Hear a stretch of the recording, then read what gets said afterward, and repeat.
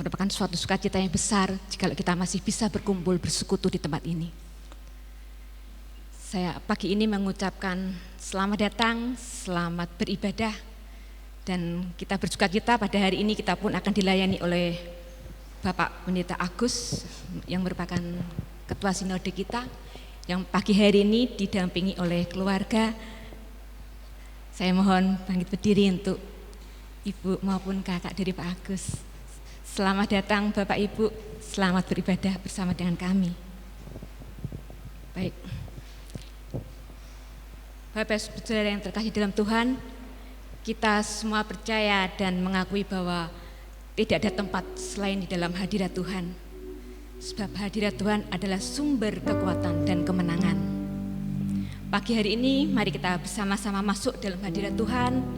Mari kita bersujud, mari kita menyembah, dan biarlah pujian, penyembahan, dan nyanyian kita menjadi dupa yang harum di hadapan Tuhan. Sebab segala sesuatu yang indah yang datangnya daripada Tuhan, mari kita muliakan dan kita tinggikan, sebab Tuhan yang kudus.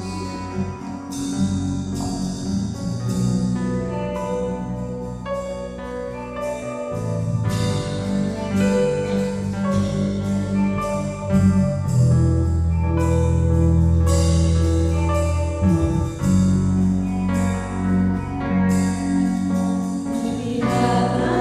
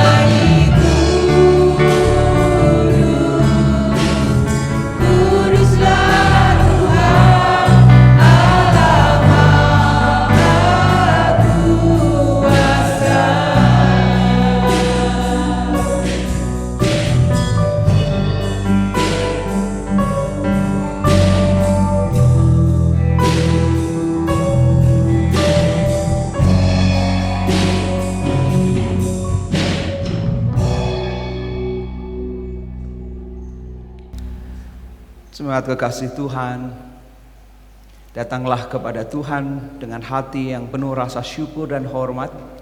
Dan marilah kita alaskan ibadah pagi ini dalam pengakuan bahwa sesungguhnya berkat dan pertolongan kita hanyalah berasal dari dalam nama Allah Bapa yang Maha Kuasa Khalik langit dan bumi, yang karena kasih dan setianya tidak akan pernah meninggalkan buah pekerjaan tangannya. Maka biarlah kiranya turun atas kita sekalian rahmat, anugerah dan sejahtera dari Tuhan kita Yesus Kristus. Amin.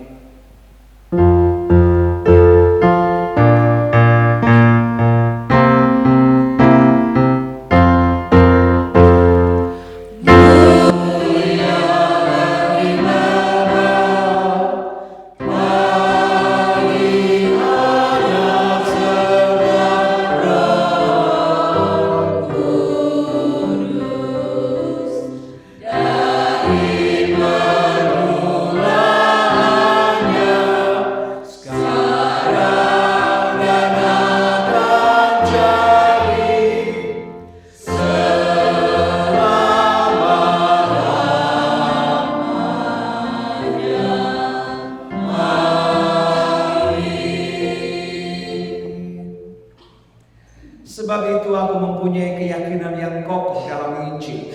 Karena Injil adalah kekuatan Allah yang menyelamatkan setiap orang percaya. Pertama-tama orang Yahudi tetapi juga orang Yunani. Sebab di dalamnya nyata kebenaran Allah yang bertolak dari iman dan memimpin kepada iman. Seperti ada tertulis, orang benar akan hidup oleh iman. Amin.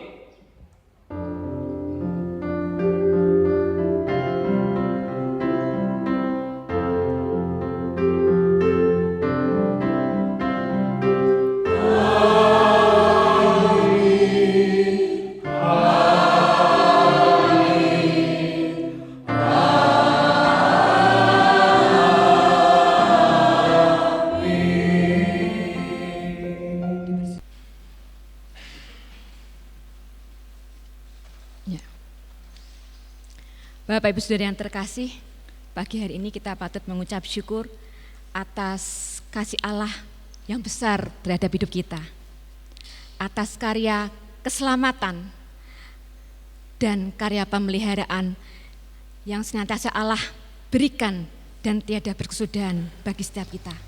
Mari kita menaikkan puji atas karunia mulia PPR 1 nomor 172, bangkitkan kami, sebab Yesus anak kekasihnya bagi dunia.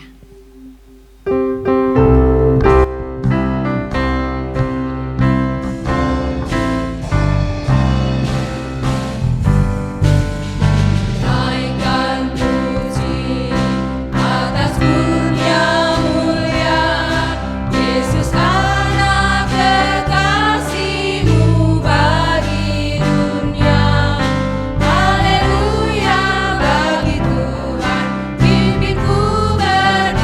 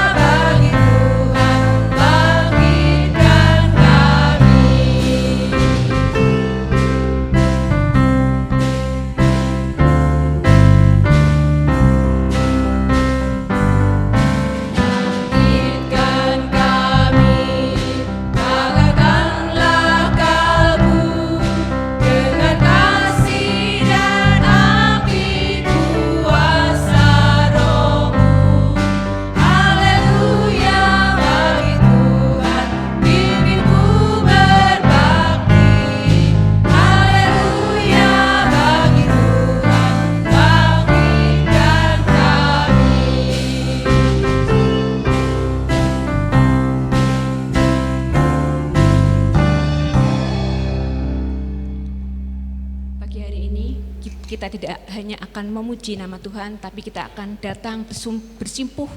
Kita membawa pergumulan-pergumulan gereja kita, pergumulan-pergumulan hidup kita, juga bangsa dan negara.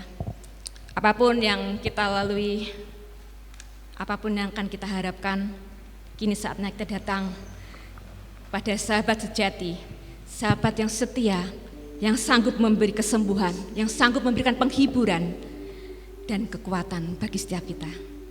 Apapun yang sedang kita alami, serahkan dan percayalah bahwa di dalam Tuhan pasti ada jalan keluar. PPR 1 nomor 86, Yesus sahabat sejati. Doa syafaat nanti akan dipimpin oleh Ibu Dr. Maria sebagai mengantar kita dalam doa syafaat.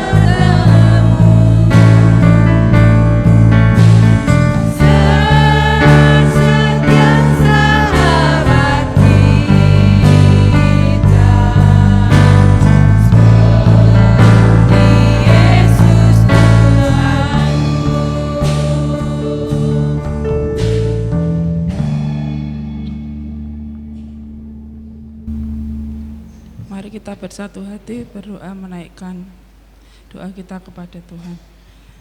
Bapa yang di surga, Allah yang maha kasih, pada pagi hari ini ya Tuhan, kami bersama-sama jemaat-Mu di sini menaikkan doa syukur kami, doa syafaat kami kepadamu ya Tuhan. Kami ucap syukur ya Bapa, boleh Kau berikan kesehatan, Kau berikan anugerah kepada kami ya Tuhan. Pada saat pagi hari ini kami boleh datang untuk memperingati hari Sabat-Mu ya Bapa. Biarlah pada kesempatan ini ya Tuhan, kami serahkan hati kami untuk menaikkan pujian kami, untuk menerima firman-Mu ya Bapa, sehingga Engkau tetap selalu dimuliakan. Kami juga mengucap syukur ya Tuhan untuk kebaktian pada pagi hari ini. Kami boleh dilayani oleh Bapak Pendeta Agus Mayanto, Ketua Sinode GKMI ya Tuhan, yang boleh hadir ya Bapa. Kau berikan kesempatan bagi kami untuk menerima firman yang akan ditaburkan oleh beliau ya Tuhan. Kami berdoa ya Bapa untuk pelayanan beliau ya Bapa, baik di sinode maupun sebagai gembala jemaat ya Bapa. Kami percaya Tuhan tidak akan sia-sia apa yang beliau berikan yang terbaik bagi kemuliaan nama-Mu ya Bapa. Terima kasih Tuhan, pada pagi hari ini kami juga berdoa ya Bapa untuk jemaat di tempat ini ya Tuhan, baik yang berada di Bangsri maupun di luar kota ya Bapa. Kau tahu segala keberadaan mereka ya Tuhan, Kau tetap menjaga iman mereka ya Tuhan semakin bertumbuh dalam kondisi apapun ya Bapa. Walaupun di luar kota mereka tetap bisa memuliakan nama-Mu ya Tuhan. Untuk jemaat-jemaat kami, saudara-saudara kami yang mungkin dalam kelemahan tubuh, dalam pergumulan ya Bapa, Kau tahu Tuhan, selidiki hati mereka ya Tuhan. Kau jenguk satu persatu ya Tuhan, karena kuat kuasa-Mu, sukacita, penghiburan ya Tuhan akan Kau hadirkan bagi mereka dalam kehidupan mereka. Ya Bapa, berikan kekuatan ya Tuhan, bahwa Engkau adalah satu-satunya juru selamat yang akan memberikan kekuatan dalam kesusahan maupun kesenangan mereka ya Bapa. Terima kasih ya Tuhan, kami berdoa untuk komunitas jemaat di tempat ini ya Tuhan. Kami boleh bersatu hati menjaga persaudaraan kami satu dengan yang lain ya Tuhan. Karena iman kami bisa bertumbuh dengan kami saling mengasihi antara satu dengan yang lain ya Tuhan. Kau sendiri yang merekatkan kami ya Tuhan untuk boleh menjadi komunitas yang erat, kokoh ya Bapa, saling mengasihi satu dengan yang lain ya Bapa. Terima kasih ya Tuhan, kami boleh Kau dewasakan iman kami bersama-sama di tempat ini ya Tuhan, di GKMI Bangsri. Kami mohon pertolongan-Mu dan Roh Kudus-Mu yang memimpin kami semua ya Bapa. Terima kasih Tuhan, kami berdoa untuk saudara-saudara kami yang belum bisa hadir untuk kebaktian-kebaktian yang ada di tempat ini ya Tuhan. Kau berikan waktu yang akan datang, Kau gerakkan hati mereka ya Bapa, bahwa dekat pada Engkau ya Tuhan adalah yang terbaik ya Bapa. Semakin boleh mengasihi Engkau dalam setiap apa yang mereka ikuti dalam persekutuan di tempat ini maupun dalam persekutuan kelompok ya Bapa. Kami berdoa untuk bangsa dan negara kami ya Bapa. Pada saat ini persiapan untuk pemilihan umum pada bulan Februari nanti ya Bapa, kami percaya banyak pergerakan gejolak yang ada di negara kami, tapi kami percaya Tuhan Engkau boleh melindungi dan memimpin proses pemilu nanti ya Tuhan, sehingga pada akhirnya ya Bapa Engkau akan memberikan pemimpin yang terbaik bagi kami semua ya Bapa. Ya Tuhan, Engkau akan memilihkan ya Bapa bagi kami, bagi negara kami, supaya semua yang Engkau atur dan Engkau perbolehkan semua kehendak-Mu boleh terjadi bagi negara kami ya Bapa. Berkati pemimpin-pemimpin kami yang akan datang ya Bapa, supaya boleh memberikan berkat bagi kami semua, baik kami kaum minoritas, mayoritas, dan semua ya Bapa, sehingga akan meningkatkan kesejahteraan bagi bangsa ini, tetapi semuanya tidak lepas dari kehendak dan anugerah-Mu ya Bapa. Terima kasih Tuhan, jika Kau berkati wilayah kami yang di Bangsri, di Jepara, dan di seluruh bangsa pada saat ini, kami boleh tetap berbakti ya Tuhan dengan sukacita, dengan leluasa. Kami berdoa untuk saudara-saudara kami yang mungkin di tempat-tempat lain, di gereja-gereja lain yang dalam keadaan kekurangan, dalam keadaan kesulitan untuk berbakti. Tuhan, Kau sendiri buka jalan bagi mereka, bagi bangsa dan negara kami, supaya mereka juga membukakan pintu bagi kami kaum minoritas ya Tuhan, untuk boleh tetap berbakti dengan bebas setiap waktu ya Bapa. Terima kasih Tuhan untuk semuanya. Tak henti-hentinya kami mengucap syukur untuk keadaan kami di sini. Kami berdoa juga ya Bapa untuk program-program gereja yang sudah kami susun bersama ya Tuhan. Secara manusia kami akan melaksanakan ya Tuhan segala kegiatan dan lain-lain ya Bapa. Tetapi kami percaya semuanya hanya untuk kemuliaan nama-Mu ya Tuhan. Tidak hanya kegiatan-kegiatan yang harus kami lampaui, kami tepati ya Bapa, tetapi semuanya berujung pada untuk peningkatan iman kami ya Tuhan, peningkatan kedewasaan kasih kami kepada Engkau ya Tuhan, supaya tidak sia-sia dalam kami melakukan segala aktivitas kegiatan kami ya Bapa. Kami mohon pimpinan-Mu ya Bapa. Berkati jemaat, berkati majelis, supaya setiap apa yang menjadi rancangan-rancangan kegiatan di tempat ini menjadikan kemuliaan nama-Mu ya Bapa. Kami berdoa juga ya Bapa untuk rencana masa raya Natal yang akan kami lalui pada bulan Desember nanti ya Bapa.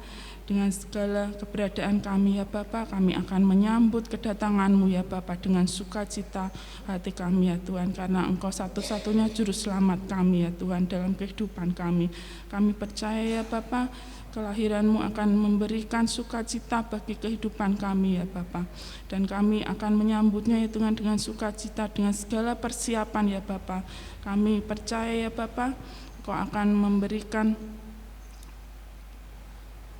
kegiatan-kegiatan untuk semuanya dari masing-masing komisi dan yang melayani ya Bapa. Engkau tetap menolong persiapan tersebut, semuanya akan menjadikan yang terbaik dan semuanya untuk kemuliaan nama-Mu ya Bapa.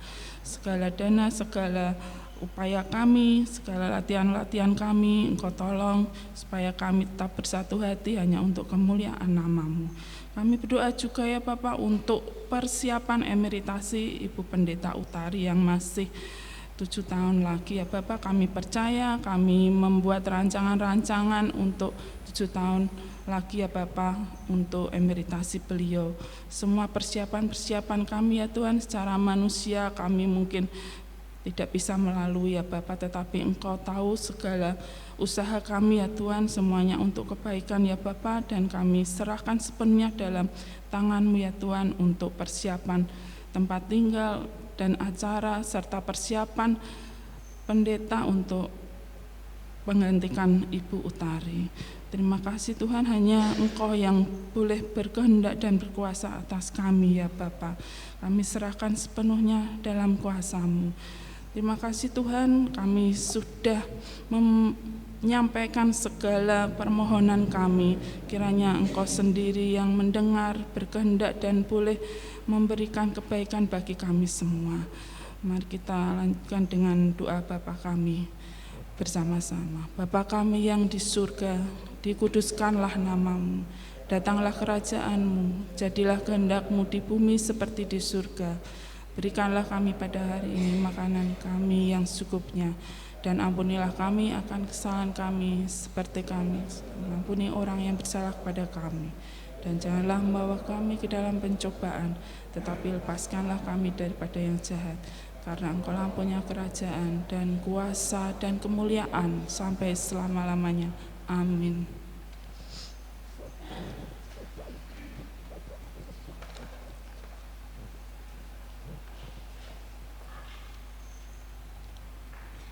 Bapak Ibu Saudara yang terkasih, ketika di dalam kehidupan kita, ketika kita diberkati, kita akan dengan mudah menaikkan ucapan syukur kita kepada Tuhan. Tetapi lain halnya ketika kita berada di posisi yang sebaliknya, waktu kita merasa di titik yang paling rendah, kita tidak bisa berbuat suatu hal apapun, bahkan tidak ada jalan keluar, dan serasa semua pintu sudah tertutup. Disitulah Tuhan menguji iman kita. Tapi ketahuilah Bapak Ibu Saudara, Tuhan adalah Maha Tahu. Dia tahu apa yang kita bawa hari ini. Dan di sini, di mezbah Tuhan, Tuhan hadir. Biarlah kita masuk dalam hadirat-Nya dan Dan kita tidak perlu takut, karena firman Tuhan sudah mencatat bahwa Tuhanlah yang menjamin masa depan hidup kita. Di dalam Tuhan ada harapan, dan harapan itu tidak akan hilang, sebab Yesus adalah tempat perlindungan yang kekal. Mari kita memberi penghormatan kita kepada Tuhan bersama-sama. Mari kita katakan, mulutku penuh dengan pujian kepadamu ya Yesus Tuhan. Sepanjang hari ku beri penghormatan kepadamu ya Allahku. Mari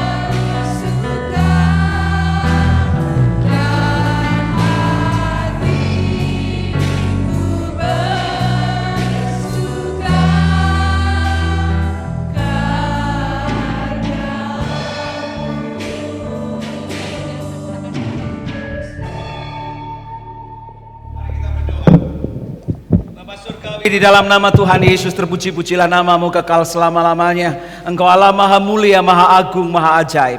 Engkau yang perkasa, yang mengasihi bumi, semesta alam raya sempurna adanya. Dan kami bersyukur menjadi bagian dari karya agung penyelamatan Tuhan. Engkau menebus dan menyelamatkan kami, dan bahkan menjadikan kami anak-anak Tuhan. Kami percaya janji dan kehendak Tuhan yang sungguh amat baik berlaku atas kami sekalian. Dan pagi hari ini kami menghampiri tahta kudus Tuhan, membuka hati dan pikiran kami bagi firman Allah.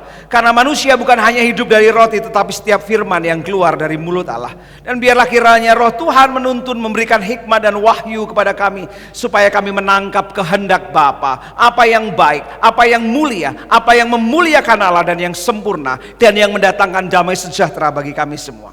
Maka kami menundukkan diri kami sepenuhnya ke dalam otoritas Tuhan, dan Roh Kudus yang tidak terbatas biarlah menguasai dan mengendalikan kami yang serba terbatas. Di dalam nama Tuhan Yesus, semua yang percaya katakan amin. Shalom. Wah, rasa pulang kampung saya. Saya senang bisa beribadah bersama-sama dengan Bapak Ibu dan saudara semua di tempat ini. Karena tempat ini bukan tempat yang asing buat saya, karena sejak saya kecil saya orang Keling dan terbiasa untuk ada bersama-sama juga dengan teman-teman di sini ketika saya remaja. Dan gak ada yang berubah. Desainnya sama, mimbarnya tetap sama, hanya dulu alat musiknya di sebelah situ, sekarang pindah di sebelah sini gitu. Nako-nakonya ya khas begini gitu, gak ada yang berubah. Dan hanya berubah adalah ada satu orang-orang yang dulu masih kelihatan muda, sekarang sudah semakin menjadi tua. Kelihatan sekali. Dan ada orang-orang baru yang saya juga nggak kenal. Dulu nggak ada orang-orang saudara-saudara kita, halak kita. Nah, tapi sekarang kayaknya ada halak kita. Ada yang halak kita di sini. Oh, halak kita ya. Horas. Iya, saya halak kita juga saya. Iya, GKMI itu kepanjangannya adalah Gereja Kristen Batak Indonesia.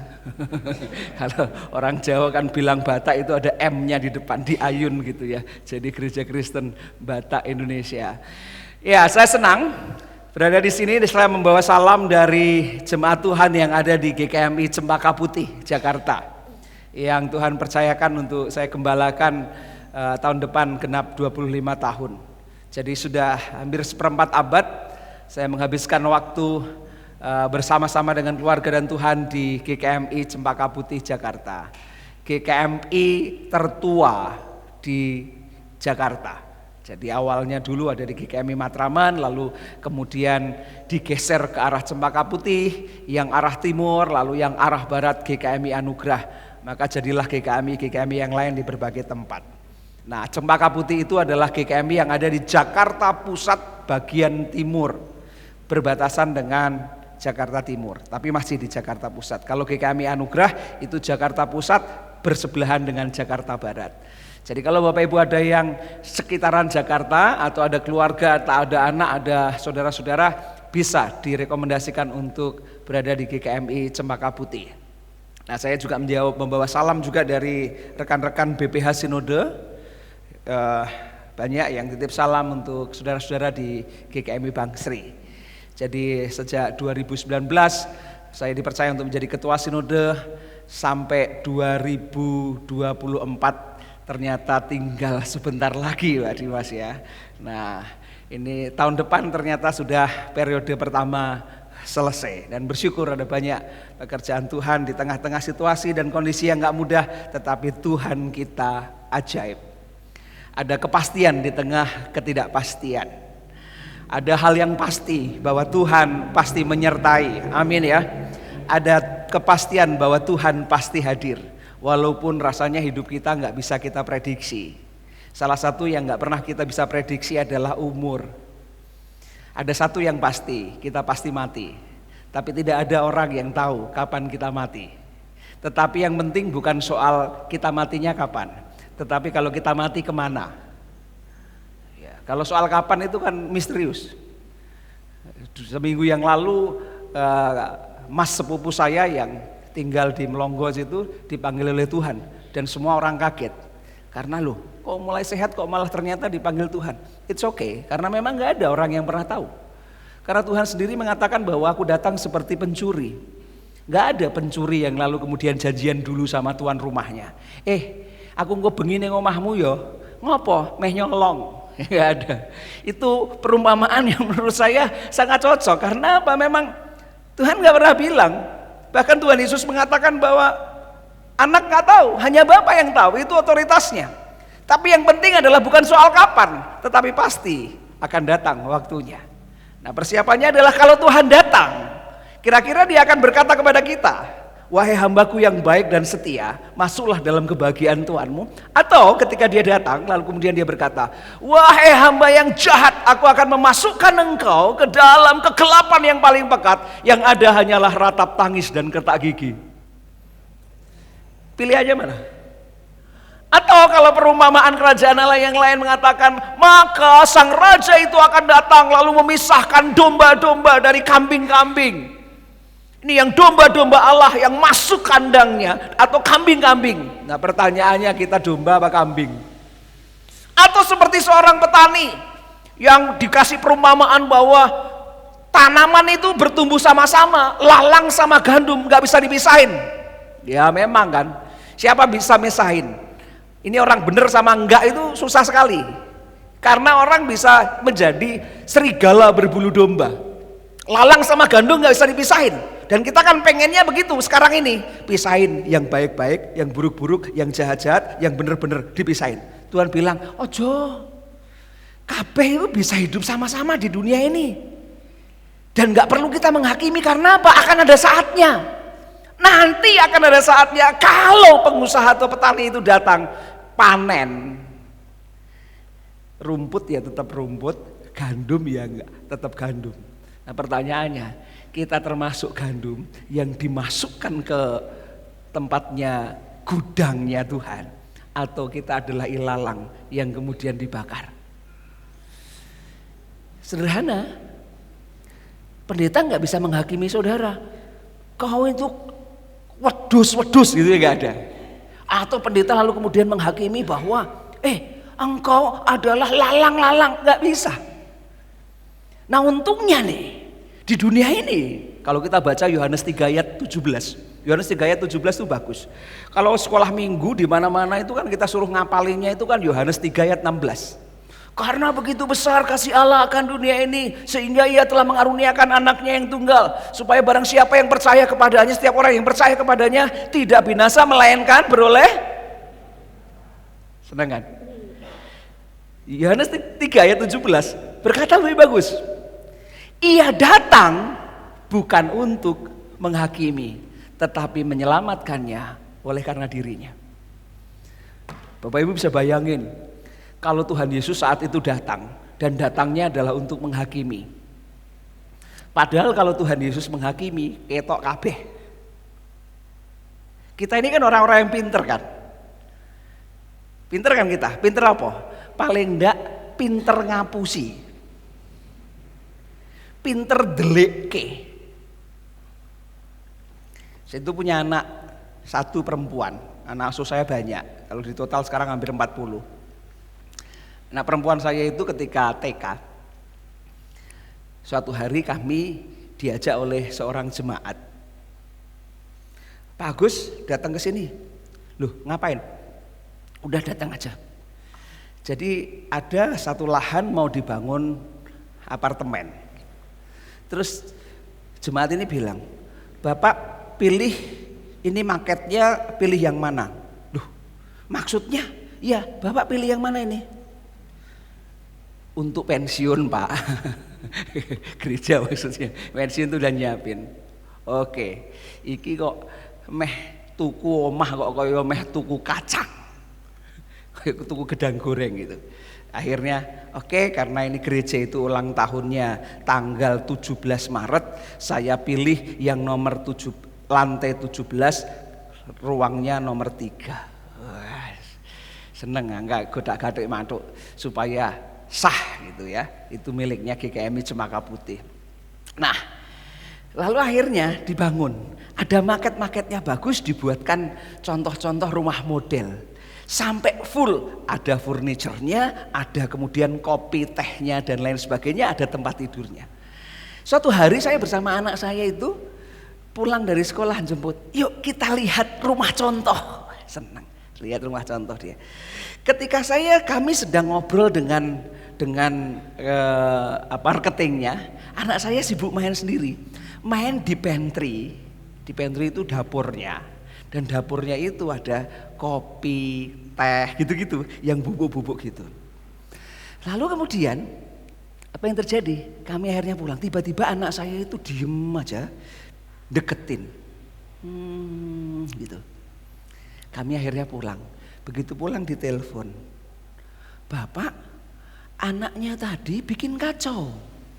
Loh, masa anak saya baik-baik saja kok? Saya bilang gitu. Nah, dia tadi numpahkan bubuk kopi kemana-mana. Lah terus kan saya nggak lihat, karena dia masukkan ke bawah sleeping bag yang ada di kasur. Selimut itu kan, kasur gitu, disembunyiin supaya nggak ketahuan. Saya ngaku enggak mungkin anak saya. Saya tanya, kamu ya? Enggak apa-apa, saya enggak numpahin gitu. Ternyata ada CCTV. Lalu saya datang lagi, saya pengen marah, jangan nuduh-nuduh anak saya dong, gitu. Ditunjukin CCTV, belai kowe. Coba bayangin, surga itu CCTV-nya kayak apa? Surga itu CCTV-nya kayak apa? Kira-kira kalau Tuhan datang, ono sing iso ngapusi? Ono sing iso beko? Ora aku kok Tuhan. Bisa? Enggak bisa. Tapi beruntungnya kita itu adalah Tuhan Yesus datang bukan untuk menghakimi, tetapi untuk menyelamatkan. Nah susahnya kan ini. Tuhan Yesus sih enggak menghakimi. Tapi yang menghakimi sapa? Sedulure dhewe. Kita ini hobinya menghakimi orang lain. Yo apa yo? Ya apa iya? Loh, tugasmu yo ora dadi hakim kok, tapi kemudian menghakimi terus. Wong dosa sithik dihakimi. Beberapa waktu lalu saya dapat curhatan seorang pendeta. Mau saya curhatin pendeta ya. Pendeta ya suka curhat. Curhatnya gini, Pak, di GKMI itu dadi pendeta itu ora gampang, Pak. Yo ngerti wong aku 20 tahun dadi pendeta nang GKMI. Kenapa, Pak? Dadi pendeta GKMI ku kudu iso kabeh. Khotbahe apik, ora dadekke ngantuk. Kunjungane sregep. Iso ngajar sekolah minggu. Disenengi ibu-ibu, disenengi kaum lansia, disenengi bapak-bapak, ramah mbek tanggane. Kalau sudah begitu ora pelit, Pak, nek masak sering bagikan ke jemaat, gitu kan. Suka kali kan? Syukur-syukur bisa main musik. Paket lengkap loh. Paket lengkap itu pendeta GKMI, bagus lah. Siapa yang nggak ingin begitu? Dan lebih baik lagi, Pak, tuku si jintok loro, Pak. Tahu maksudnya? Kalau beli satu, gajinya satu, tapi dapat istrinya 2, yang kemudian satu paket bisa melayani sama-sama. Syukur-syukur lulusan teologi kabeh. Wis bayare murah, entuke akeh. Ya bagus loh, Pak. Memang hamba Tuhan kan harus begitu. Dia harus bisa melayani dan melakukan apa saja. Berarti sesuatu yang baik. Ya bagus, saya bilang gitu. Ya Pak, memang harus begitu. Apalagi firman Tuhan mengatakan, aku dan seisi rumahku. Wah gitu kan, kayak firman Tuhan di Yosua. Bapaknya khotbah, ibune doa syafaat, anaknya main musik. Kan gitu kan. Nek anaknya ora iso main musik, ora melayani, digremengi terus. Terus gini, Lah terus kenapa Pak? Saya bilang gitu. Ya ora kenapa-kenapa Pak. Pendeta iku sakjane Pak. Dituntut akeh iku yo manut-manut wae. Lalu kemudian digaji sithik, ya ora kemudian protes. Digaji sithik. Sing nglarakno ati iku lho Pak. Wong gaji sithik iku rasane iku lho Pak. Iku terus kemudian iso menghakimi sakarepe dhewe. Rasane pendeta iku ora diajeni luweh tinimbang bature Pak. Oh niku susah kan. Karena memang hobi kita itu adalah menghakimi. Bapak Ibu dan Saudara dikasih Tuhan. Pernah tahu seorang pelacur yang kedapatan berzina? Pelacur yang kedapatan berzina dibawa kepada Tuhan Yesus. Hukum agama orang Yahudi apa? Jelas mati dirajam batu. Ning wong kan aneh. Lho ana jenenge wong berzina iku dhewe. Mosok wong wedok entuk sing salah? Ya ora no. Sing berzina itu mesti lebih orang mau wong siji tok. Tapi kenapa yang dibawa kepada Yesus adalah orang yang satu perempuan itu? Mergo kudu ana sing salah. Lalu apa kata Tuhan? Gampang Tuhan kok. Ngene sik sabar sik. Nek ana kowe sing dodo ora dosa. Adanya kalian yang enggak berdosa di sini. Itu kalau pakai bahasa Batak, kalau pakai aksennya orang Batak. Coba, kau maju duluan, hantam dulu dia. Kalau adanya kalian ini, itu yang nggak berdosa, bolehlah yang pertama kali menghantam ini. Ternyata apa? Nggak ada yang maju. Diulangi lagi, nggak adanya rupanya, nggak ada.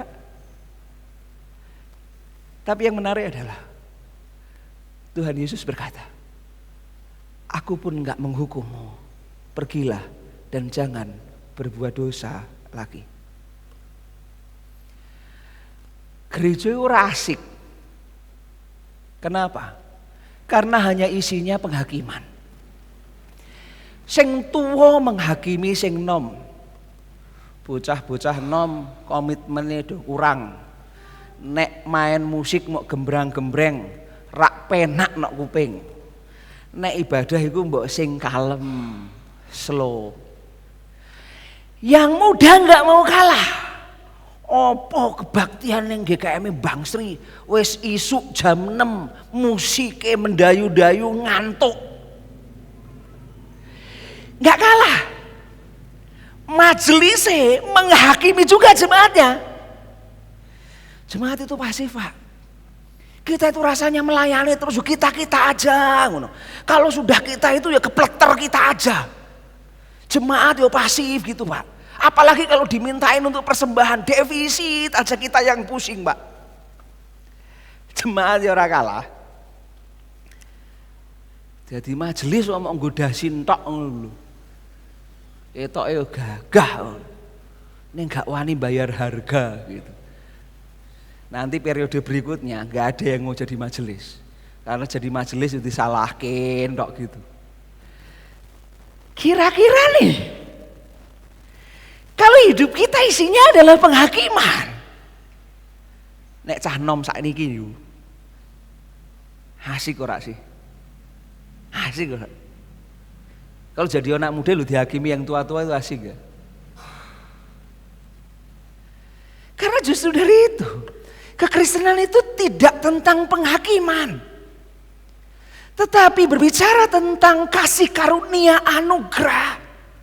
Karena yang menghidupkan itu bukan penghakiman dan penghukuman, tetapi pengampunan oleh karena kasih anugerah yang ajaib dan mulia dari Allah Bapa di surga.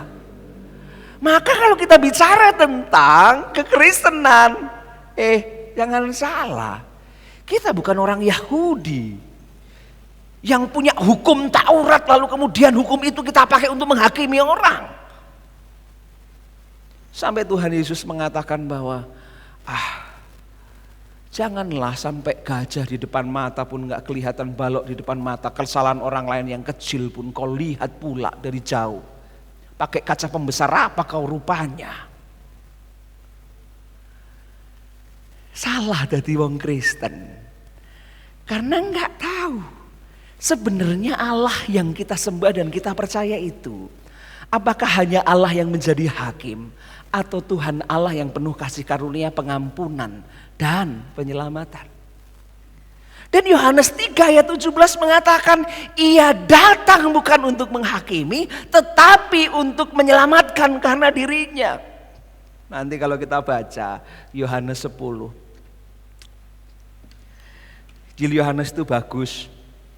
Jadi baik kalau PA atau persekutuan itu mulai dari Injil Yohanes kalau kita belajar. Yohanes 1 dan seterusnya. Di Yohanes 10 itu menarik. Tuhan Yesus bilang gini, pencuri itu datang untuk mencuri dan membinasakan. Nyolong. Tapi aku datang supaya mereka memiliki hidup. 1, 2, dan memiliki dengan segala kelimpahannya. Yang nomor 1, kalau Tuhan datang tujuannya bukan menghakimi, tetapi supaya engkau memiliki hidup. Pertanyaannya, opo ono sing luweh berharga tinimbang urip? Apakah ada yang lebih berharga daripada hidup? Sampai firman Tuhan berkata bahwa apalah artinya orang memiliki seisi bumi ini kalau dia kehilangan nyawanya? Menjadi gak penting. Bapak Ibu, saya keren gak pakai jas begini? Keren kan?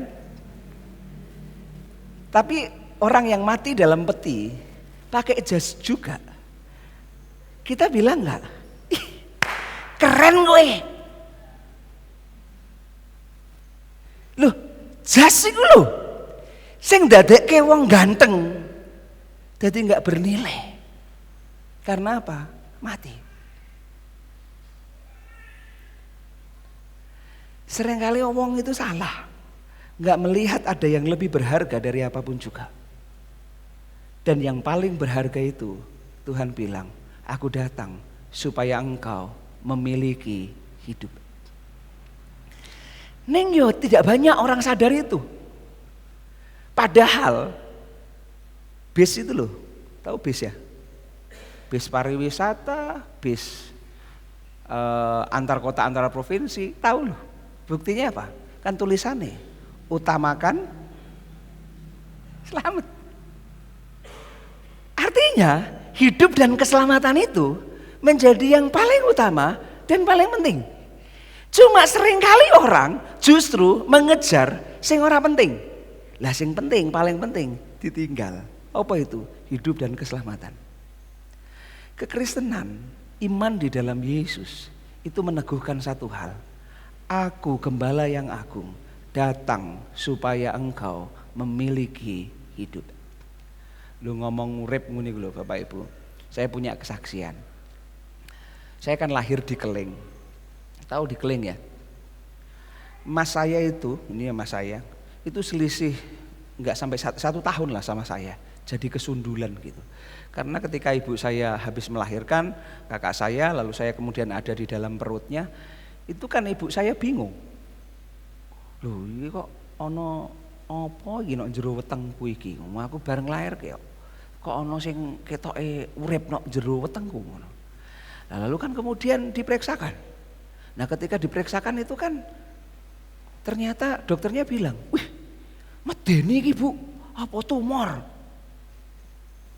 Ngeblak ibu saya, ngeblak loh ibu saya, waduh tumor piye. Lalu kemudian kan sampai di rumah, wong tahun 70-an itu kan belum banyak obat, belum banyak dokter yang hebat-hebat gitu. Dia hanya tahu bahwa piye carane supaya tumor ini ora dadi.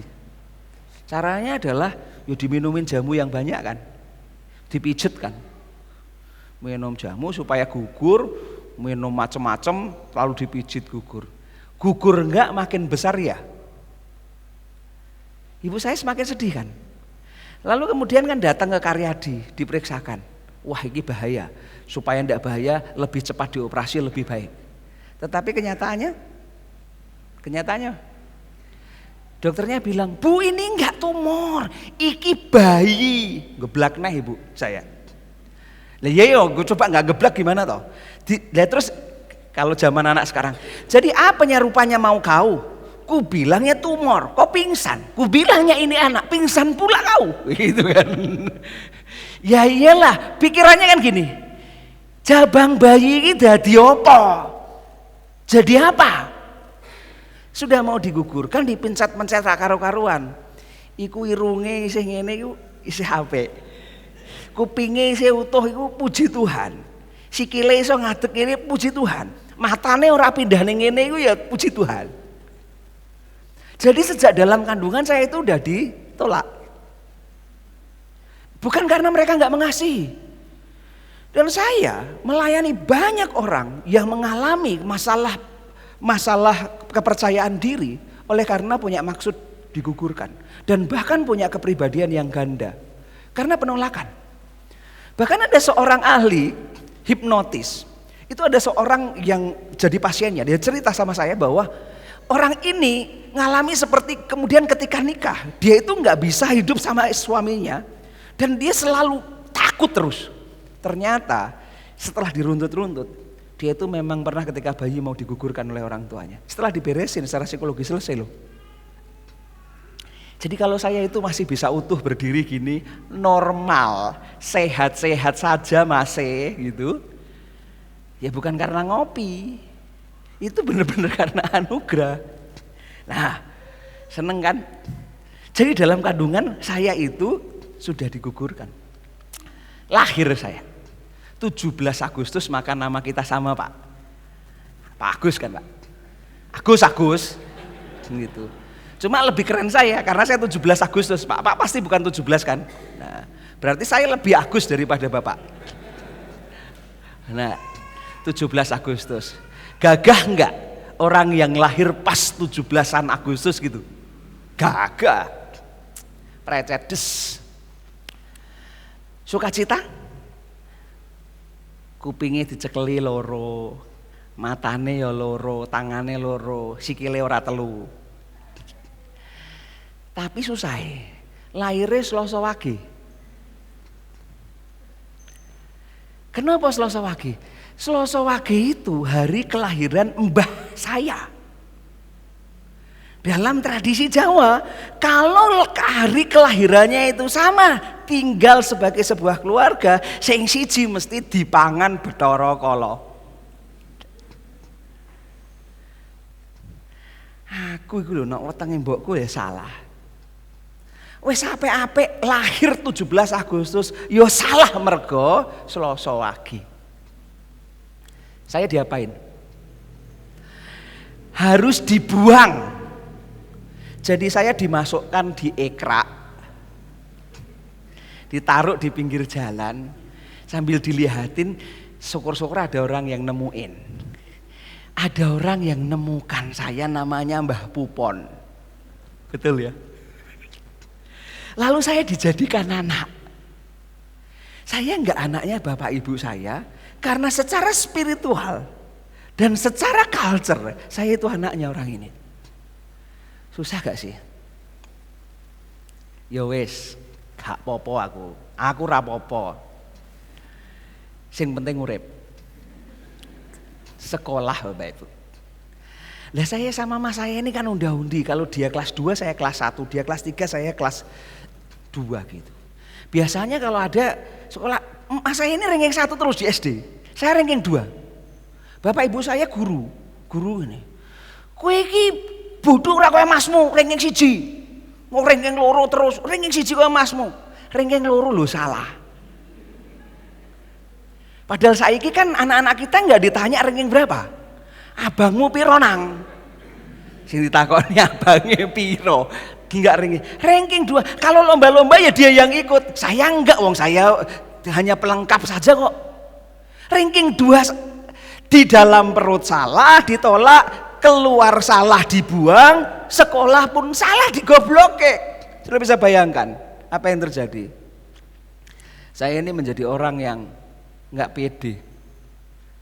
Kalau Bapak Ibu lihat saya sekarang ini berani pede, orang berdiri di sana terus dekatin Bapak Ibu. Enggak kok tiba-tiba kayak gini, enggak. Saya bukan orang yang percaya diri. Minder saya, punya kepribadian ganda. Saya itu pengennya itu jadi sampai saat ini. Saya nggak pengen sama. Karena kalau sama pasti nggak dilihat orang. Maka saya selalu buat yang aneh-aneh. Aneh-aneh itu contohnya adalah saya paling nggak seneng pakai seragaman. Kami punya kelompok bermain, istri saya kelola gratis, muridnya banyak sekali. Saya bilang pesen, gak usah kayak seragam, biar semua orang mau bertumbuh dengan gayanya masing-masing. Mau padake ngora ketok. Jadi kalau di gereja biasanya banyak yang mau buat seragam entah kaos apa. Saya pasti dibuatkan dikasih, tapi jemaat sudah tahu. Siap untuk kecewa karena pasti nggak dipakai sama Pak Agus. Kalau saya buat toga, nah, Bapak Ibu lihat kalau ada penabisan pendeta lalu kemudian pendeta-pendeta lalu kemudian muncul. Toga saya pasti beda. Istri saya yang orang Batak yang biastik, wah harus gitu ya gitu. Pak, kowe kok jo ngisin-ngisini to, Pak? Lah kenapa? Kowe beda dhewe kok. Sedikit berbeda itu lebih baik daripada sedikit lebih baik. Nek sedikit beda, ketok. Karena apa? Saya selalu nggak ketok, sejak kecil saya udah ditolak. Sehingga saya pengen ketok. Nah, masih terkendali nggak apa-apa. Lalu kapan Pak saya bisa menerima diri saya yang seperti itu? Kapan? Ketika saya membaca Yehezkiel 16. Tuhan bilang gini sama orang Israel.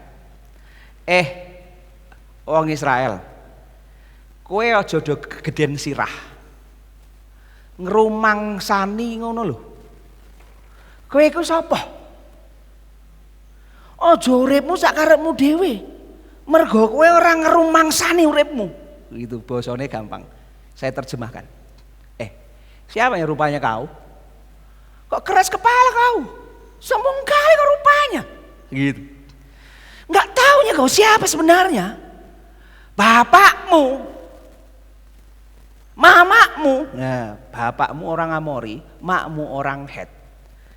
Jadi nggak ada dua-dua kalian dari suku orang terhormat. Ya, kalau orang Batak itu semua keturunan itu anaknya raja. Nggak ada orang mau nggak anaknya raja. Betul begitu ya. Semua marga itu anaknya raja ya, orang Batak. Nah ini orang Israel, bangsa Batak, ini bangsa Israel, bangsa Yahudi, sombong-sombong berontak sama Tuhan dikasih tahu. Bapakmu orang Het, mamamu orang Amori. Terus ketika engkau lahir, tidak ada orang yang mengharapkan kelahiranmu. Bahkan ketika engkau lahir, engkau enggak dicuci, engkau enggak dilap, engkau enggak diminyakin, bahkan tali pusarmu pun enggak dipotong, engkau enggak dibungkus dengan lampin. Bahkan ketika engkau masih berlumuran darah, engkau enggak dibersihkan, enggak diminyakin, engkau dibuang di pinggir jalan. Lah ketika baca itu kan saya gini, lah kok koyo aku yo. Aku iku yo kelahiranku enggak dikarepke, bukan karena orang tua saya enggak mengasihi. Dan begitu lahir, dibuang saya. Saya lanjutkan bacanya. Ketika saya lanjutkan, lah kalau berhenti sampai di situ, wis mati wis. Lalu engkau menangis sambil menendang-nendang, dan aku lalu di sana. Artinya Tuhan berjalan di sebelah jalan itu. Lalu aku menengok dan melihat engkau mengerang, menangis sambil menendang-nendang dan mau mati. Dan firman Tuhan yang mengubahkan saya di ayat itu. Tetapi aku berkata, engkau harus hidup.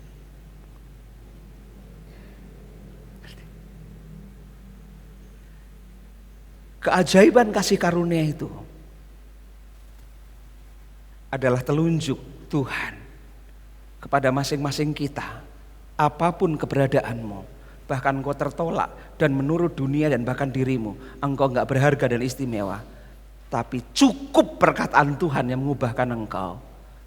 Engkau harus hidup. ora tak goleki. Saya nggak mencari pengakuan orang lagi. Saya nggak perlu aneh-aneh. Karena saya sudah menemukan sekalipun dunia nggak mengharapkan apa yang terjadi dalam hidup saya itu baik. Dan nggak memperhitungkan kehadiran saya di dunia ini. Tapi cukup satu, engkau harus hidup. Ayat itu membuat saya percaya diri. Dan kekristenan adalah sebuah peneguhan akan anugerah Bapa yang mulia di surga di dalam Yesus Kristus Tuhan kita, yang melihat kita yang jatuh dalam dosa dan sesungguhnya siap untuk dibinasakan dan layak untuk gak mendapatkan apa-apa, tapi Dia bilang kepada kita, engkau harus hidup. Yang utama sudah kita dapatkan. Lalu yang kedua, Pak, dan memilikinya dengan segala kelimpahan. Semakin kesini, saya semakin merasa tua. Umur saya masih 47 tahun Agustus lalu, 48 tahun depan. Masih muda atau sudah tua? Atau masih tua? Saya orang yang sangat ambisius. Biasanya anak nomor 2 itu salah satunya adalah ambisius karena apa? Pengen jadi nomor 1. Kalau anak nomor 1 enggak terlalu, kenapa? Dia sudah nomor 1. Tapi anak nomor 2 itu ambisi. Dan menurut penelitian, pemimpin-pemimpin itu banyak. Itu dari orang-orang yang anaknya nomor 2. Ada di sini yang nomor 2. Sing dablek anak nomor keri. Yang dablek, iya. Biasanya ngono, gitu. Ada yang nomor 2 berarti siap jadi pemimpin, ambisius dia. Karena apa? Dia pengen mengejar untuk jadi nomor 1. Saya nomor 2 ambisi. Yang kedua, saya idealis. Ono serak bener, tak gugat. Debat, ayo debat. Kalau belum nemu, sampai kemudian titiknya klik, ora. Apalagi saya tipikal Thomas. Kalau enggak dengan mata dan kepala saya sendiri, saya melihat, ora percaya aku, ngomongannya sopo gitu. Saya termasuk gitu. Saya merasa bahwa orang-orang sing ora iso tak gawe. Semua hal bisa saya buat, apa sih yang enggak bisa saya lakukan? Semakin tua, saya itu semakin sadar. Satu, ternyata tidak semua hal bisa saya lakukan. Dan saya semakin menyadari kelemahan dan keterbatasan saya. Ambisi saya, idealisme saya berubah. Bukan berarti saya enggak idealis, tapi saya semakin realistis. Saya semakin menyadari ada banyak kelemahan saya dan keterbatasan saya. Ada banyak hal yang saya nggak sempurna, semakin saya sadari. Tapi yang menarik adalah justru ketika saya semakin menyadari kelemahan, keterbatasan, ketidaksempurnaan saya itu semakin berbahagia. Loh Pak, lah piye kenapa Pak? Karena justru ketika saya semakin menyadari keterbatasan dan kelemahan saya semakin saya bisa menyadari besarnya dan keajaibannya kasih karunia Allah. Sebelum orang menyadari keterbatasan dan kelemahannya, sulit untuk bisa memahami keajaiban kasih karunia Allah atau anugerah Allah yang ajaib itu. Saya semakin, lah iya ya Tuhan. Lah nek Tuhan itu gawe aku di dalam perut ibuku kowe mati yo Tuhan. Ini kok kakean pola. Loh Tuhan, kalau Tuhan mengizinkan saya cacat, ndek kawin mulu aku dipelek-pelek dipijeti, yo cacat Tuhan. Saya enggak berdaya apa-apa. Loh Tuhan, ketika saya dilahirkan bahkan enggak usah dibuang neng ekrak Tuhan. Kalau Tuhan memang nggak menghendaki, saya menghendaki seperti apa, jadi kok. Tetapi kalau seperti ini, mustahil kalau saya bisa mengendalikan hidup saya. Siapa bayi yang bisa mengendalikan hidupnya di dalam kandungan maknya? Gak ada. Saya semakin menyadari keajaiban kasih karunia itu. Terus gini, lah iya, atasnya kowe wong keling wae kok. Keling itu kan sesuatu banget kan. Bang Sri rodok lumayan, ono terminale. Tapi nek wis mentok nek Bang Sri bles ngono, ring keling, sak perkara meneh. Lewat Alas Jati, lewat Alaska, karet. Kayak gini, apakah ada yang istimewa dari keling? Kau no. Iso dadi ketua sinode. Lah sapa? Dan saya menyadari, enggak. Kalau mau Tuhan mau cari uang sing pinter, sing luwih pinter aku akeh. Kalau mau mencari orang yang pengalamannya luar biasa, aku isih hijau. Kalau orang yang punya jaringannya hebat, pendukung keluarganya modalnya gede, ya ora aku. Kalau ada orang lain lagi, sing bahasa Inggrisnya top marko top, ya mesti ora aku. Itu salah satu. Semakin saya menyadari kelemahan dan keterbatasan saya justru semakin menyadari it's only by your grace, itu semua karena anugerahmu. Sudahlah, ini semua karena providensia Dei namanya, atau penyelenggaraan Allah, sehingga kita mau berkata engkau gak pernah gagal dan gak pernah salah. Karena ada lagunya tuh, dia tak pernah gagal karena dia Allah. Dia tak pernah lalai genapi firman-Nya. Iya, kenal Ayub. Ayub itu menarik. Ayub menarik. Dia habis semuanya. Sampai dia berjumpa dengan Tuhan. Dia sempat mengeluh sama Tuhan tentang apa yang terjadi. Loh Tuhan kok ngene iki piye? Tuhan datang ke Ayub. Yub, kowe ngadeg. Ayo berhadapan. Dadi wong lanang adep-adepan mbek aku. Gitu, ternyata Tuhan ngadepi. Terus Tuhan bilang gini, kowe nek ngomong ngono, kalau kau bilang seperti itu Ayub, tunjukkan sama aku, apa salahku, kata Tuhan. Nah, kita ini kan hobinya nyala-nyalain Tuhan juga. Ya memang manusiawi, karena situasi dan kondisi kelemahan, keterbatasan, berbagai pergulakan menjadikan kita nggak berdaya. Sing paling gampang ya nyalahke Tuhan, karena nek Tuhan disalahke orang ngamuk. Nyalahke bojone ya diomeli to. Nyalahke tanggane malah luwih bahaya meneh. Apa neh nyalahke bose dipecat. Nyalahke. Sampai kemudian setelah berperkara dengan Tuhan, Ayub punya kesimpulan iman bagus. Dia bilang gini, Tuhan, Engkaulah yang empunya segala sesuatu, dan tidak ada satu rancanganmu pun yang gagal. So gini Bapak Ibu, mungkin bisa jadi hidup kita itu berjalan tidak seperti apa yang kita rencanakan, dan tidak seideal seperti apa yang kita maksudkan. Tetapi dalam anugerahnya, Ayub pun bisa berkata, tidak ada satu rancangan Tuhan pun yang gagal, sehingga rancangan Allah bagi hidupku karena anugerahnya dalam Kristus Yesus, senajan ketoke kesasar, ning ora salah. Amin.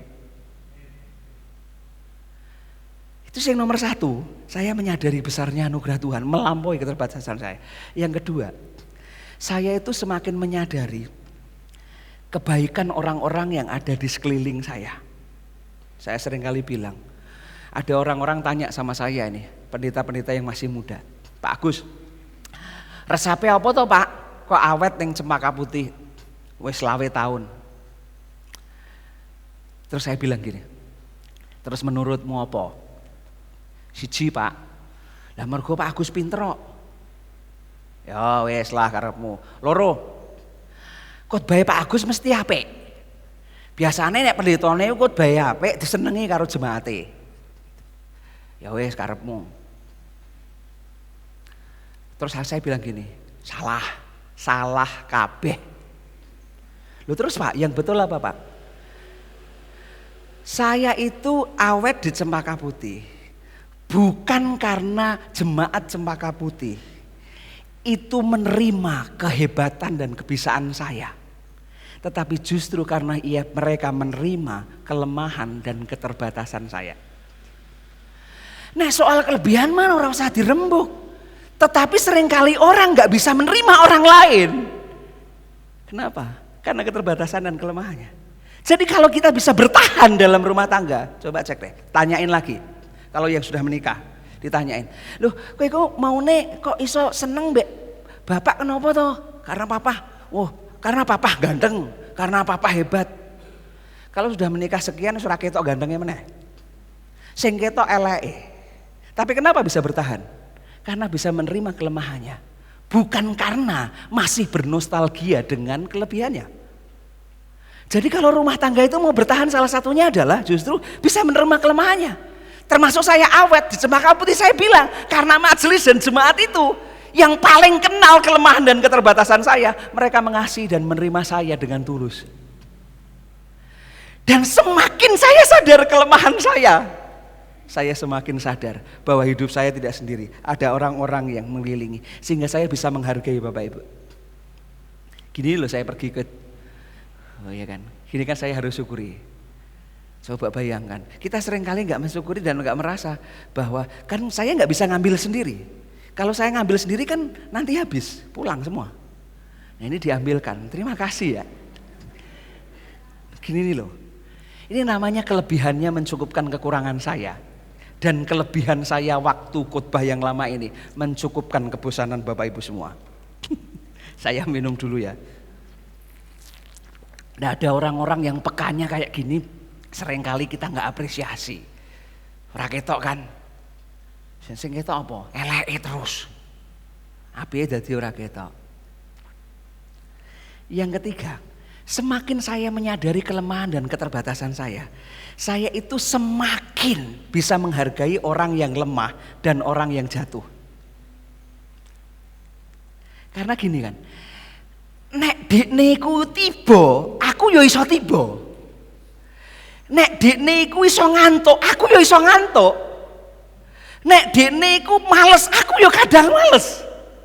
Semakin kita menyadari kelemahan kita, semakin kita bisa menerima orang lain dengan kelemahan dan keterbatasannya.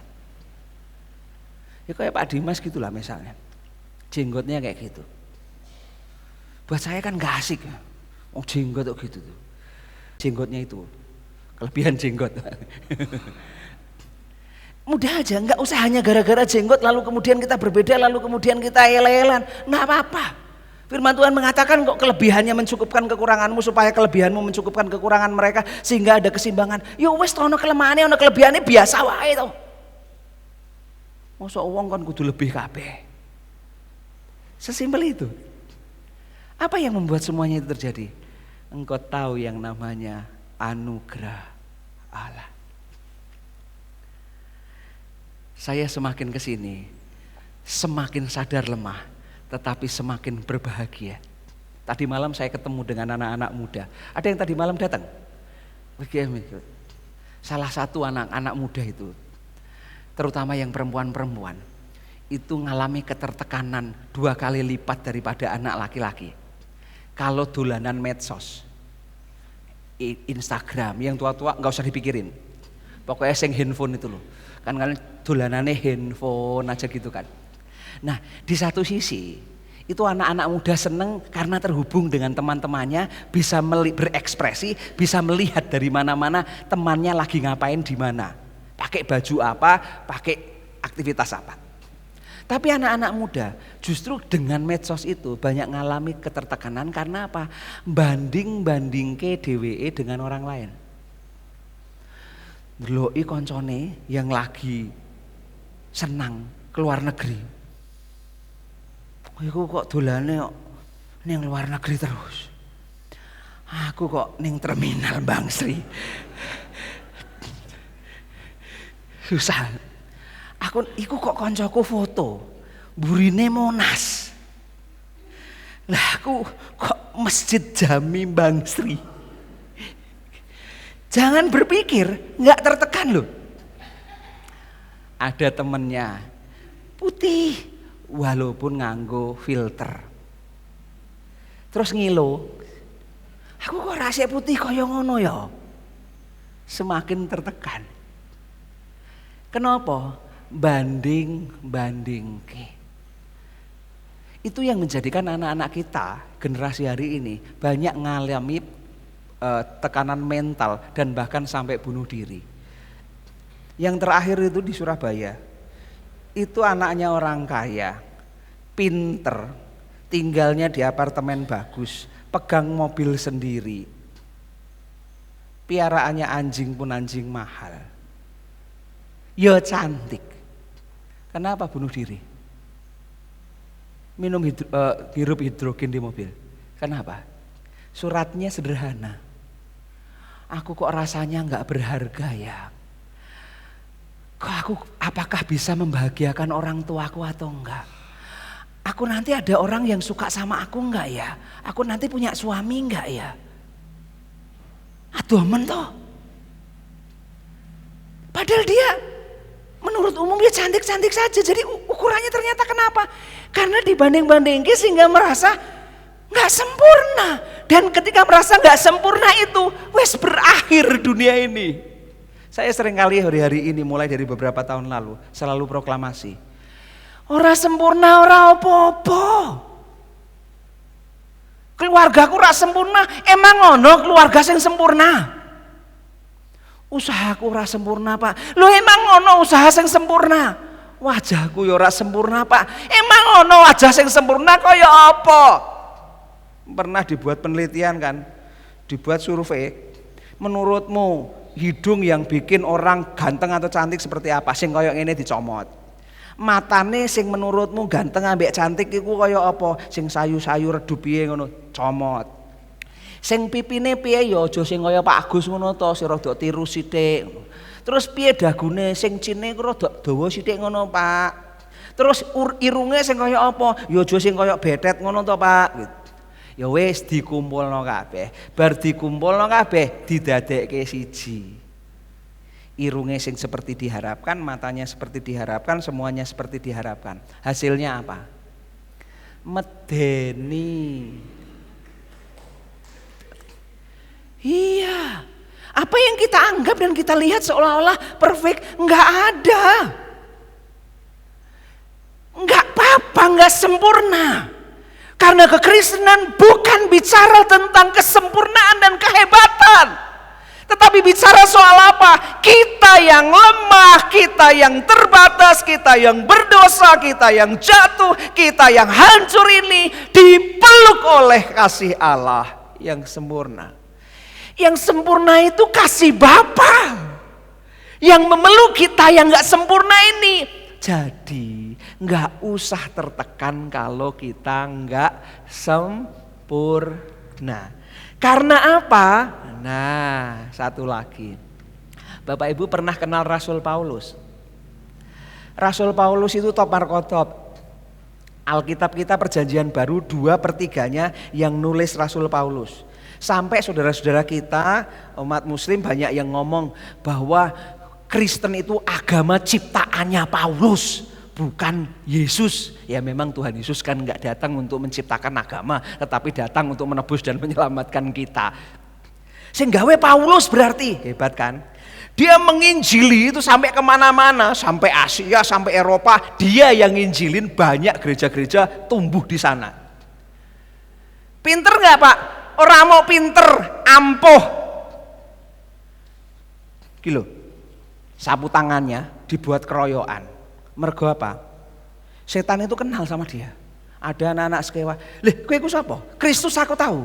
Petrus aku kenal. Paulus aku kenal. Ning kowe sapa? Gitu. Ketika orang-orang itu ngusir setan. Sampai setan-setan itu kenal sama Paulus. Hebat kan? Kita dikenal enggak ya sama setan ya? Tetangga saya Pak yang kenalin kalau saya setan. Ini sapu tangannya nyembuhkan orang dipakai rebutan. Tapi dia bilang gini sama orang-orang Korintus, aku lu ngomong ini, Tuhan, aku ku duwe lara yo, aku punya kelemahan yang dia sebut sebagai duri dalam daging. Duri dalam daging itu artinya apa? Susup. Susuben niku enak ora? Cilik kan. Ning ora penak kan, pengennya dicabut toh. Nek durung ngantek kecabut, tenang enggak kita? Enggak tenang.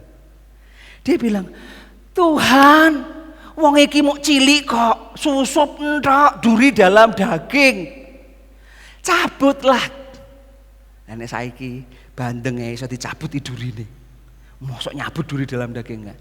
3 kali Tuhan bilang, "Los, moh." Boleh enggak Tuhan bilang enggak sama kita? Yo leh, Tuhan yo bebas dong. Wong Tuhan yang menciptakan kita kok. Misalnya kita minta sesuatu, Tuhan bilang gini, "Tuhan, aku mau jaluki kita Tuhan, moh." Oleh kan? Ya boleh aja. Sama Paulus yang luar biasa gitu aja Tuhan bilang, "Enggak, sampai 3 kali loh aku." Terus Tuhan bilang gini, "Kowe ngerti kenapa aku moh?" Ngerti ya Paulus? Justru dalam kelemahanmu lah kuasaku menjadi sempurna. Dalah, rumangsaku ini, pikiran saya nih, justru kuasa Tuhan itu sempurna dalam kehebatan kita, dalam kekuatan kita, dalam kepintaran kita, dalam kesempurnaan kita. Ternyata enggak. Kesempurnaan kuasa Allah dalam Yesus justru terjadi di dalam diri Paulus. Ketika dia berkata, justru dalam kelemahanmu lah kuasaku menjadi sempurna. Jadi kalau kita itu punya kelemahan, ora usah wedi, gak usah khawatir, gak usah rendah diri.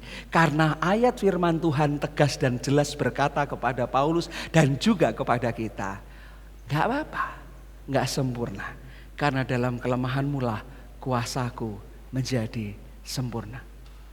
Ini kurang ajari Paulus. Malah dia nimpali lagi Tuhan itu.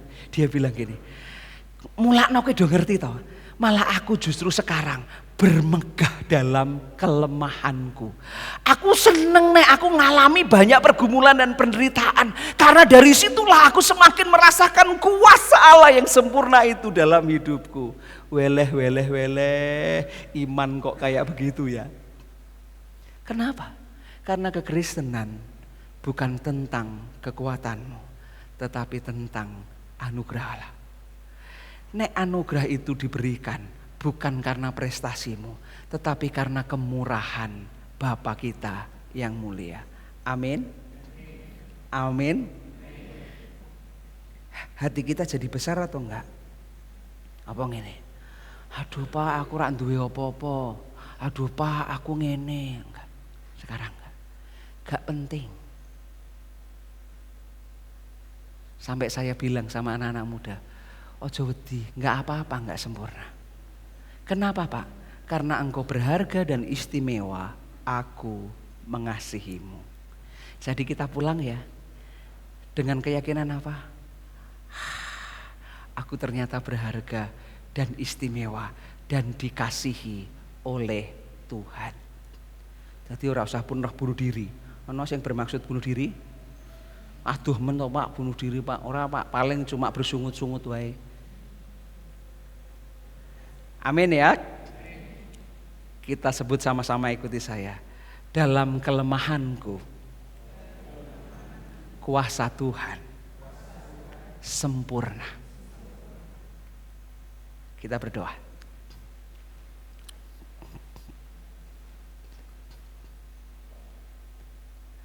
Bapa, kami bersyukur.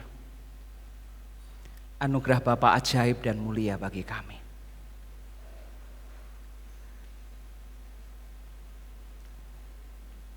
Ada banyak kerapuhan dan keterbatasan.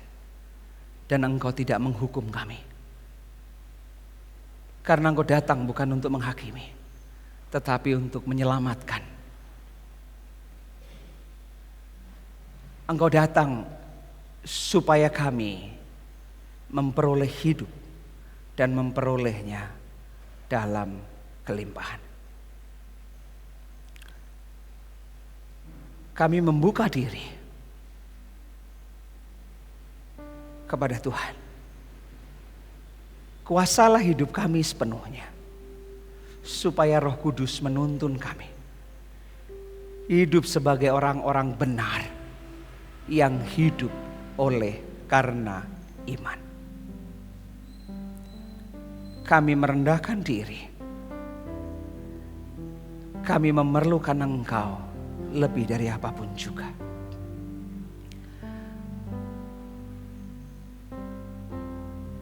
Firman-Mu berkata, terkutuklah orang yang mengandalkan kekuatannya. Ia akan seperti padang gersang. Tetapi tidak demikian orang yang mengandalkan Tuhan dan berharap kepadanya. Ia akan seperti padang rumput hijau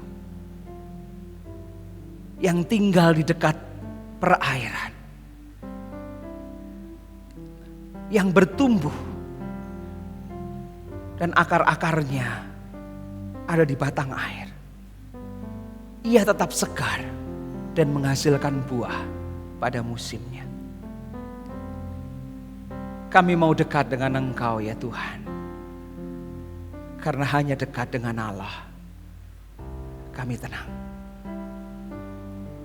Engkaulah pertolongan kami, Engkaulah keselamatan kami, Engkaulah harapan kami, Engkaulah terang dan cahaya bagi hidup kami. Demi nama Tuhan Yesus, hamba berseru kepadamu untuk setiap orang yang sedang bergumul dan berjuang dengan hidupnya, dengan keluarganya, dan bahkan kehilangan pengharapan. Tuhan tolong, Tuhan jumpai, Tuhan jamah. Hamba-Mu percaya keajaiban kasih rahmat Bapa sempurna atas mereka. Demi nama Tuhan Yesus, semua yang percaya katakan amin. Ada satu lagu PPR bagus. Lagu PPR ini kesukaan saya. Coba di di D.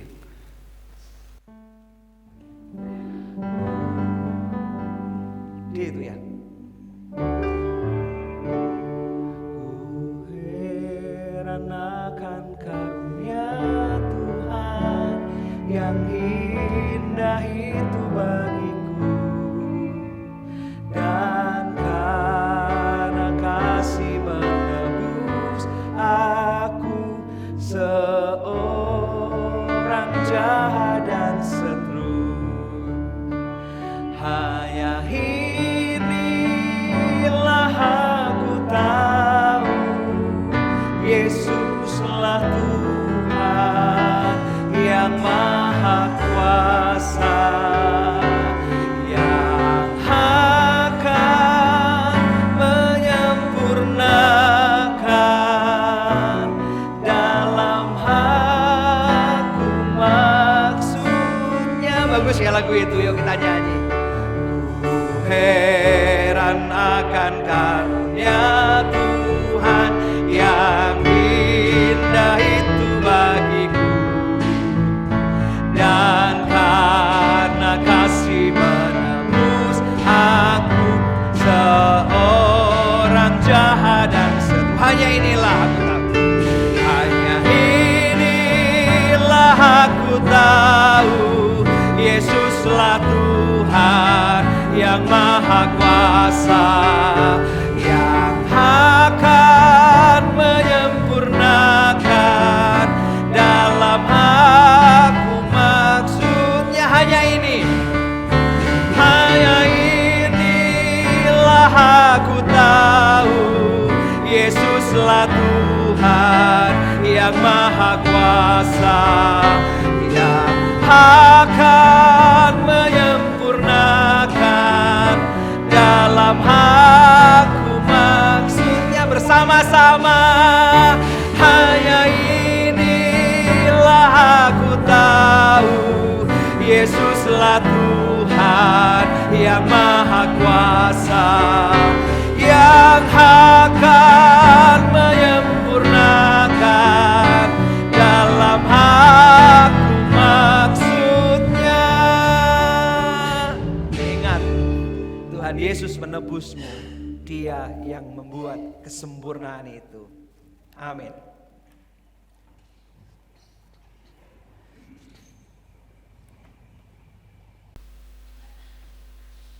Puji nama Tuhan. Di dalam kelemahan kita, di situ kuasa Tuhan menjadi sempurna. Ya. Jikalau bukan Tuhan yang menyertai perjalanan kita, tidak mungkin kita akan merasakan berkat-Nya yang melimpah sampai saat sekarang ini. Kita akan memberikan persembahan kita kepada Tuhan. Adapun nats yang mendasari persembahan kita pada hari ini terambil dari 1 Tawarik 16 di ayat yang ke-29.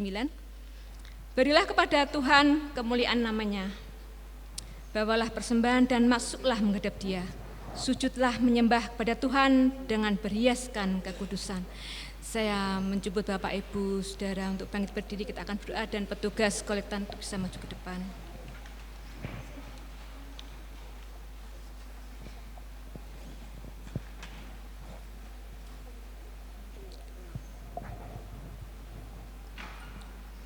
Mari kita berdoa. Bapa yang baik, pagi ini kami mensyukuri segala pemberian-Mu kepada kami. Engkau yang senantiasa mencukupkan segala kebutuhan kami dari hari ke hari dan menjamin masa depan kami. Engkau mendengarkan doa-doa permohonan kami ya Tuhan, dan tidak pernah bosan memberkati kami. Sekarang bukalah hati kami ya Tuhan, agar kami dapat mengenali berbagai anugerah-Mu kepada orang-orang yang Engkau kasihi. Tolonglah kami agar mencatat dan menghitung berkat-Mu, agar jiwa dan mulut kami penuh dengan ucapan syukur, dan hati kami kehilangan alasan untuk bimbang ataupun ragu. Ajarlah kami menjadikan ibadah dan perbuatan baik kami sebagai ungkapan syukur dan terima kasih kami kepada-Mu. Tolonglah kami Tuhan, agar kami bisa mengembangkan sikap hidup yang benar, sikap hidup yang jujur, sebagai jawaban kami atas berkat-Mu.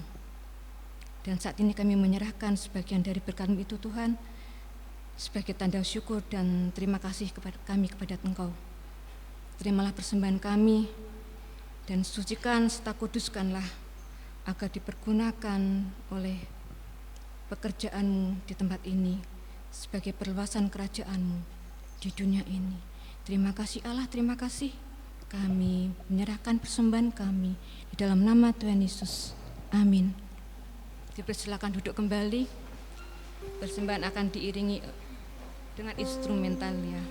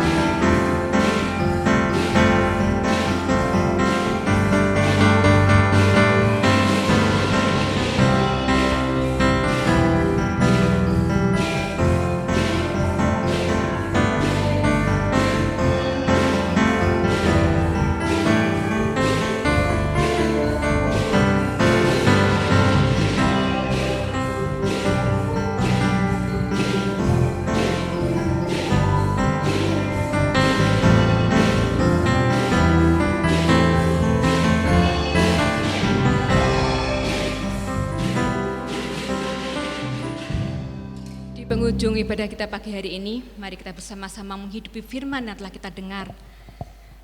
Bersama-sama kita menjalani kehidupan ke depan dengan orang-orang yang percaya lewat pengalaman-pengalaman hidup yang telah kita alami melalui anugerah karunia yang telah Tuhan berikan kepada kita.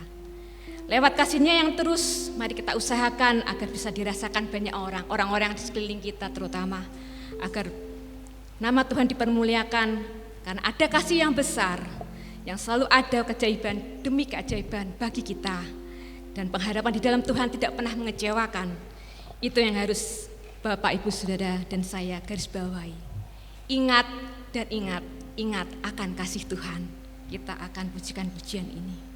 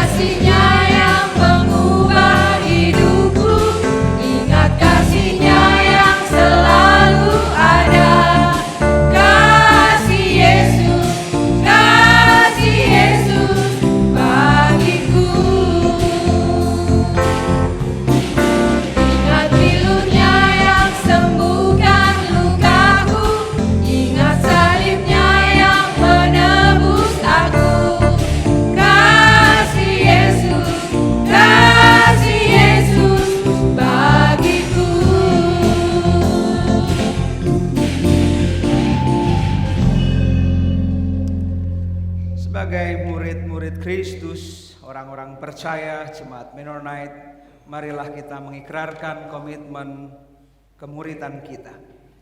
Kami bersaksi bahwa tidak seorang pun dapat sungguh-sungguh mengenal Kristus kecuali ia mengikutinya setiap hari dalam kehidupan. Bersama-sama dengan seluruh orang percaya di segala tempat dan abad, mari teguhkan iman keyakinan kita kepada Allah Tritunggal Maha Kudus yang esa dengan bersama-sama menyatakan pengakuan iman rasuli. Aku percaya kepada Allah Bapa yang Maha Kuasa, Khalik langit dan bumi, dan kepada Yesus Kristus anaknya yang tunggal Tuhan kita, yang dikandung daripada Roh Kudus, lahir dari anak darah Maria, yang menderita sengsara di bawah pemerintahan Pontius Pilatus, disalibkan, mati dan dikuburkan, turun ke alam maut. Pada hari yang ketiga bangkit pula dari antara orang mati, naik ke surga, duduk di sebelah kanan Allah Bapa yang Maha Kuasa. Dan dari sana ia akan datang kembali untuk menghakimi orang yang hidup dan yang mati. Aku percaya kepada Roh Kudus, gereja yang kudus dan am, persekutuan orang kudus, pengampunan dosa, kebangkitan orang mati dan hidup yang kekal. Amin. Apakah ada yang berulang tahun di minggu ini? Ibu Lidiawati. Bisa angkat tangannya Ibu Lidiawati? Ibu Widiawati. Tidak hadir ya?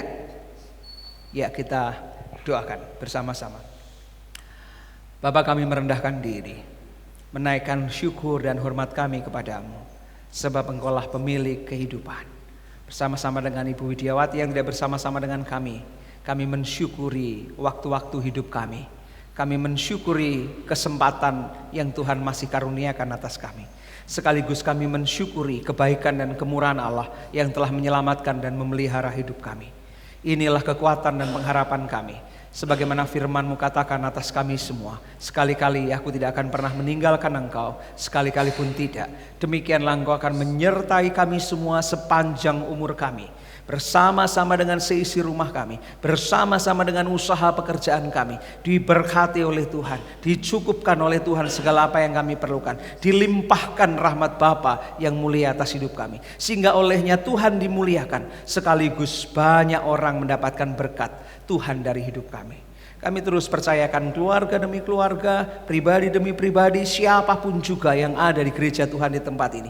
Mereka menjadi orang yang semakin bertumbuh-tumbuh dalam pengenalan akan Tuhan, bertumbuh-tumbuh dalam karakter dan kepribadian, saling mengasihi satu dengan yang lainnya, saling menopang satu dengan yang lainnya, dan kemuliaan Allah turun atas gereja ini. Tuhan, tolong setiap pergumulan dan pergulatan yang ada dalam hidupnya. Hanya kekuatan-Mu, hikmat, pertolongan Tuhanlah yang membawa penyelesaian setiap masalah yang mereka hadapi. Tuhanlah yang akan memberikan pertolongan dan jalan keluar atas segala sesuatu yang dirasakan kehilangan pengharapan. Tetapi di dalam Engkau pengharapan sungguh ada dan masa depan tidak akan pernah hilang. Tuhan, tolong setiap orang yang bergumul dengan sakit penyakitnya, karena kami percaya kuasa Tuhan jauh lebih besar dari kelemahan dan keterbatasan kami. Jemaat kekasih Tuhan, rendahkanlah dirimu di bawah kuasa tangan Allah yang maha kuat. Sebab Dialah yang mengasihi, menyelamatkan dan memelihara hidupmu. Dengan mata yang tertuju kepada Tuhan Yesus, jalanilah hidupmu. Sebab di dalam Dia ada pertolongan, sebab di dalam Dia ada kekuatan, sebab di dalam Dia ada pengharapan. Biarlah kiranya engkau berjalan dalam rasa syukur dan hormat kepadanya. Dan percayalah, terimalah berkat Tuhan. Kiranya segala yang baik dan mulia dari surga, kebaikan dan kemurahan dari Allah Bapa kita yang mulia, digenapkan atasmu dan seisi rumahmu. Kasih rahmat Kristus Yesus Tuhan kita akan senantiasa menaungi engkau dan memagari engkau dengan kasih setianya. Dan Roh Kudus akan menguatkan, meneguhkan dan melengkapi engkau untuk melakukan pekerjaan-pekerjaan baik yang memuliakan Allah dan mendatangkan damai sejahtera atasmu dan seisi rumahmu. Mulai hari ini dan seterusnya, rahmat Bapa beserta atas engkau. Haleluya, amin.